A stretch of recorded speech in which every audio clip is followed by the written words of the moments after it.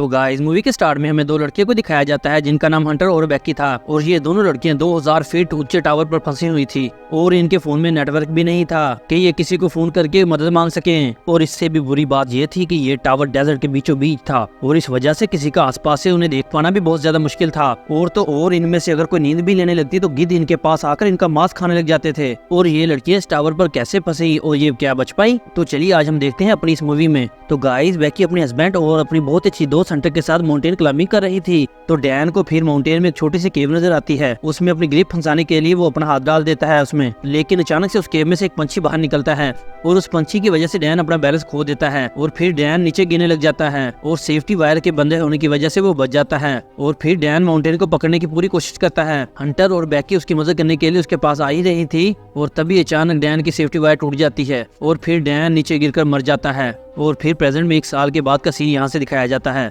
और बेकी आज भी अपने हस्बैंड डैन की मौत का अफसोस कर रही थी और बेकी अपने हस्बैंड की मौत के बाद बहुत ज्यादा ड्रिंक करने लग गई थी और जिस वजह से वो बहुत ज्यादा डिप्रेशन में चली गई थी। और बेकी की इस डिप्रेशन की वजह से उसके फादर जेम्स उसे लेकर बहुत ज्यादा परेशान थे और वो बेकी को बहुत ज्यादा समझाते हैं कि उस इंसिडेंट से मूव ऑन हो जाओ, लेकिन बेकी उनकी कोई बात भी मानने को तैयार नहीं थी। और फिर एक दिन बेकी अपनी लाइफ से तंग आकर बहुत ज्यादा दवाइयां खाकर सुसाइड करने की कोशिश करती है, लेकिन तभी उसे हंटर की कॉल आती है और उसके बाद वो सुसाइड नहीं करती। और फिर अगले दिन हंटर उसके घर पहुंच जाती है। तो फिर वो बेकी को बताती है कि उसने प्लान बनाया है। तो फिर हंटर बेकी को एक टावर की फोटो दिखाकर कहती है और वो फोटो उस टावर की थी जिसका नाम B67 टेलीविजन टावर था और हंटर ने उस टावर को क्लाइम करने का प्लान बनाया था। और हंटर बेकी को कहती है कि तुम भी मेरे साथ उस टावर को क्लाइम करने के लिए जाओगी। बेकी को एडवेंचर प्लेसेस पे जाना बहुत ज्यादा पसंद था और काफी अरसे से उसने कोई भी एडवेंचर नहीं किया था। बेकी जो इस वक्त बहुत ज्यादा परेशान थी वो हंटर को मना कर देती है क्लाइंबिंग करने के लिए। तो नेक्स्ट मॉर्निंग जब बेकी अपनी मेडिसिन किचन में से लेने जाती है तो वो सोचती है कि वो हंटर के साथ क्लाइंबिंग करने के लिए जाएगी। और उसके बाद हंटर और बेकी कार में बैठकर टावर की तरफ निकल जाते हैं। और फिर बेकी हंटर के फोन में कुछ पुरानी फोटोज देखती है। तो जब बेकी फोटोज को स्वाइप करते देख रही होती है तो वो देखती है कि हंटर के शोल्डर पर किसी आदमी का हाथ है। और उसके बाद बेकी हंटर से उस लड़के के बारे में पूछती है, लेकिन हंटर हंसते हंसते उसे कुछ भी बताने से मना कर देती है। और तभी बेकी के फोन पर उसके फादर की कॉल आती है, लेकिन बेकी अपने फादर की कॉल को पिक नहीं करती। और काफी देर के बाद वो एक होटल में रात गुजारने के लिए रुकते हैं और वहाँ डिनर करने लग जाते हैं।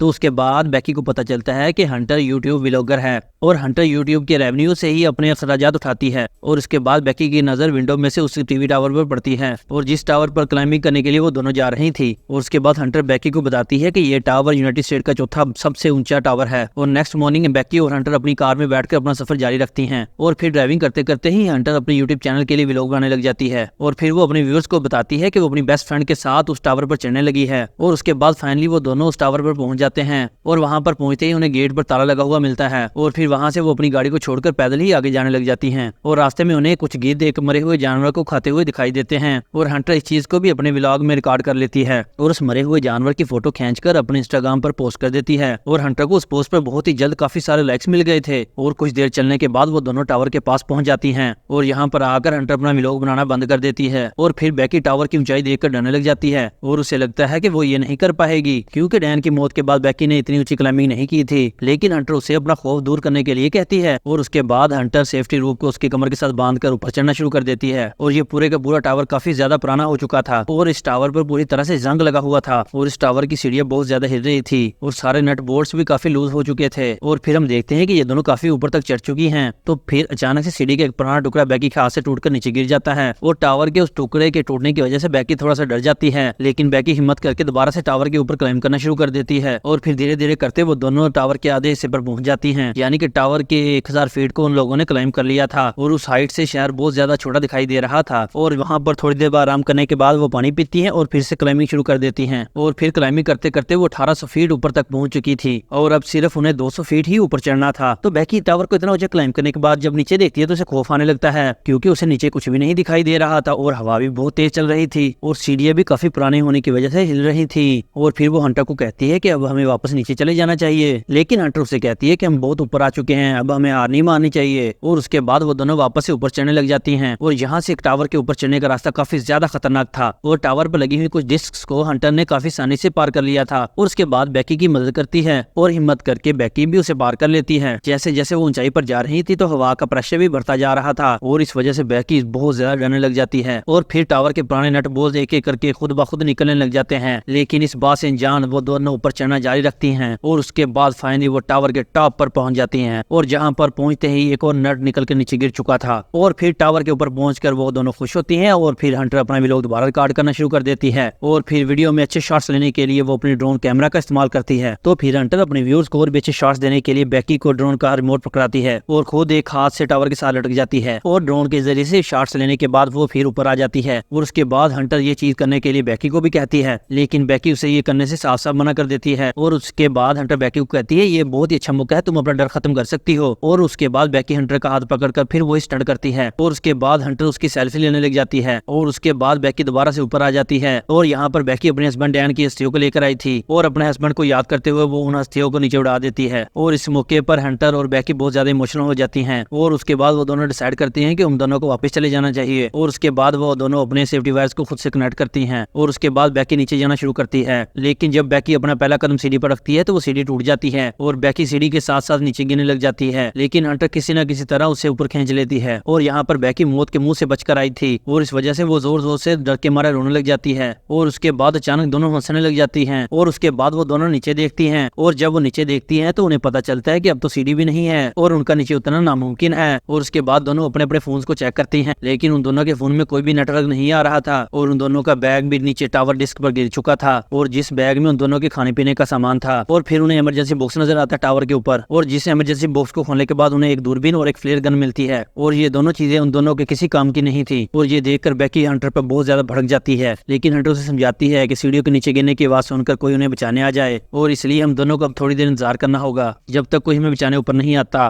और फिर हंटर नोटिस करती है कि पिछली बार सीढ़ियों के गिरने की वजह से बेकी की टांग पर चोट लगी है और अब उस चोट से ब्लड बाहर आने लग गया था और फिर बेकी की चोट पर हंटर अपनी शर्ट बांध देती है और फिर कुछ देर के बाद बेकी हंटर से पूछती है कि तुमने व्लॉगिंग क्यों शुरू की और जिस पर गलती से हंटर डैन का नाम ले लेती है और उस वजह से बेकी के मन में हंटर के खिलाफ शक पैदा हो जाता है और उसके बाद हंटर अपना फोन ओपन करती है और उसी पोस्ट को देखती है जो उसने थोड़ी देर पहले मरे हुए जानवर की थी और उसके बाद हंटर को एक आइडिया आता है कि वो हेल्पिंग मैसेज लिखकर अपने फोन को नीचे लटका देंगे ताकि फोन को नीचे लटकाने की वजह से नेटवर्क आए और उनका हेल्पिंग मैसेज सोशल मीडिया पर चला जाए और उसके बाद फोन में हेल्पिंग मैसेज टाइप करके वो फोन को नीचे लटका देते हैं रस्सी के जरिए से ताकि वो हेल्पिंग मैसेज अपलोड हो जाए, लेकिन उनकी ये कोशिश नाकाम हो जाती है और उसके बाद दोनों को लगता है कि जरूर जमीन पर तो नेटवर्क होगा और उसके बाद वो फोन को अपने जूते में डालती है और उसके चारों तरफ जराबे डालती है और उस फोन को नीचे गिरा देती है और ऊपर टावर पर हंटर का ध्यान अचानक बेकी के दूसरे पैर पर जाता है और उसके बाद बेकी की नजर हंटर के पैर पर जाती है जहाँ पर 143 लिखा हुआ था और फिर बेकी को याद आता है कि उसका हस्बैंड उसे आई लव यू कहने के लिए कोड इस्तेमाल करता था जो कि 143 था, लेकिन बेकी इस बात को भी इग्नोर कर देती है और इस टावर से नीचे उतरने के लिए कोई और आइडिया सोचने लग जाती है और फिर दूरबीन के जरिए से देखने पर उन्हें एक आदमी नजर आ रहा था जो कि टावर के पास से गुजर रहा था और उस आदमी का डॉग भी उन्हें नजर आता है और फिर वो उस आदमी से मदद मांगने के लिए चिल्लाने लग जाती हैं और टावर की इतनी ऊंचाई होने की वजह से उन दोनों की आवाज नीचे नहीं जाती और वो फोन जो इन दोनों ने जूते में डालकर नीचे फेंका था वो पूरी तरह से टूट चुका था और उन दोनों का ये प्लान भी फेल हो चुका था और उसके बाद वो आदमी वहां से जाने लग जाता है और उस आदमी को जाता देखकर अपने दोनों जूते नीचे फेंकती है ताकि वो आदमी उन्हें देख सके, लेकिन वो आदमी इन जूतों को नोटिस नहीं करता क्योंकि वो आदमी फोन पर बात कर रहा होता है और उसके बाद बेकी वो फ्लेयर गन को चलाने लगती है, लेकिन हंटर उसे मना कर देती है कि अभी ये फ्लेयर गन नहीं चला सकते क्योंकि अभी दिन का समय है, ये रात को ही नजर आएगी और किसी को भी इस फ्लेयर गन का नहीं पता चलेगा और रात होते ही हम इस फ्लेयर गन को चलाएंगे। और फिर थोड़ी देर बाद वो दो और आदमियों को वहां पर नोटिस करती हैं जो टावर से थोड़ी दूरी पर पार्टी कर रहे थे और उसके बाद वो डिसाइड करती हैं कि थोड़ा अंधेरा होने के बाद वो इस फ्लेयर गन को इस्तेमाल करेंगी कि वो लोग इन दोनों को नोटिस कर सके और इन्हें बचा सकें। और फिर कुछ देर बाद रात हो जाती है और रात होते ही बेकी फ्लेयर गन का इस्तेमाल करती है और उसके बाद वो दो आदमी उन्हें देख लेते हैं और उसके बाद दोनों अपने हाथ हिलाकर उन लोगों से मदद मांगने की कोशिश करती हैं और उसके बाद वो दोनों नोटिस करती हैं कि वो दोनों आदमी हंटर की कार के पास जा रहे थे और फिर जिसे देखकर वो दोनों खुश हो जाती हैं और उनकी मदद करने के बजाय वो दोनों आदमी उनकी कार को चुरा कर वहां से भाग जाते हैं और ये देखकर वो दोनों काफी ज्यादा दुखी हो जाती हैं और फिर जल्दी से उन्हें कोई नया आइडिया भी नहीं आ रहा था कि अब वो क्या क्या कर सकती हैं। और उसके बाद बेकी हंटर से उसके पैर के टैटू के बारे में पूछती है और उसके बाद हंटर रिवील करती है कि 6 महीने तक उसका डैन के साथ रिलेशन रहा था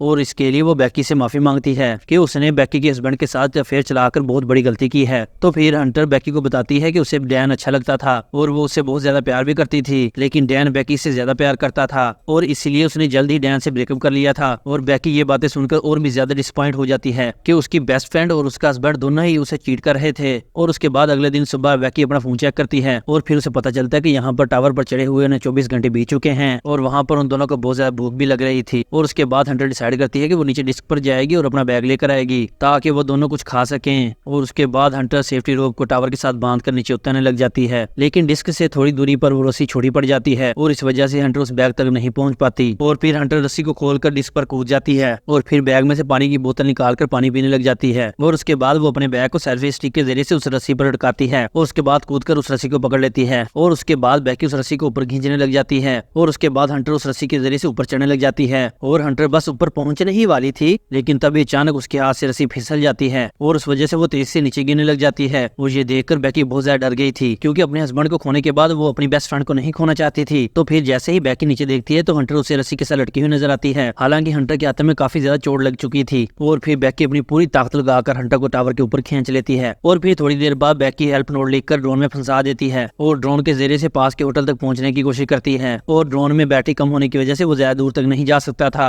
और इस वजह से वो वापस ड्रोन को अपनी तरफ ले आती है। और अब यहाँ पर टावर पर वो फिर से हेल्पलेस थी। और फिर रात में बैकी को एक भयानक सपना आता है और वो अपने सपने में देखती है कि हंटर की उस टावर पर मौत हो जाती है और गिद्ध हंटर के शरीर को खा रहे हैं। और इस ख्वाब को देखने के बाद वो डर के उठ जाती है और फिर उसे पता चलता है कि बस ये एक बुरा सपना है। और अगली सुबह बैकी के दिमाग में एक आइडिया आता है कि टावर के ऊपर लगी हुई लाइट से वो ड्रोन को चार्ज कर सकती है। और फिर जब बैकी टावर के पोल पर चढ़कर उस चार्जर को लगाती है तो बैटरी चार्ज होने लग जाती है और प्लग के लूज होने की वजह से बैकी को खुद ही लटक कर चार्जर को पकड़ना पड़ता है ताकि वो ड्रोन को चार्ज कर सके। और पोल को काफी देर तक पकड़ने की वजह से बैकी के हाथ सुन पड़ने लग जाते हैं। और खौफ की बात यह थी कि काफी सारे गिद्ध उस पर आकर अटैक करने लग गए थे और जिस वजह से बैकी के हाथों से वो बैग नीचे गिर जाता है। और फिर थोड़ी देर बाद ड्रोन की बैटरी फुल चार्ज हो जाती है और फिर बैकी नीचे आ जाती है। और उसके बाद बैकी ड्रोन को होटल तक पहुंचाने की पूरी कोशिश करती है। और फिर ड्रोन जैसे ही होटल तक पहुंचने वाला था उस ड्रोन की टक्कर एक ट्रक से हो जाती है और उस टक्कर से ड्रोन बिल्कुल टूट चुका था और उन दोनों को ड्रोन कैमरा से भी कुछ दिखाई नहीं दे रहा था। और ये देखकर वो दोनों और भी ज्यादा डर गई थी और उनके पास अब बचने का कोई भी ऑप्शन नहीं था। और फिर वो दोनों थकी हारी हार मानकर उस टावर पर बैठ जाती हैं। और फिर शाम के समय वहां पर तूफान बनने लग गए थे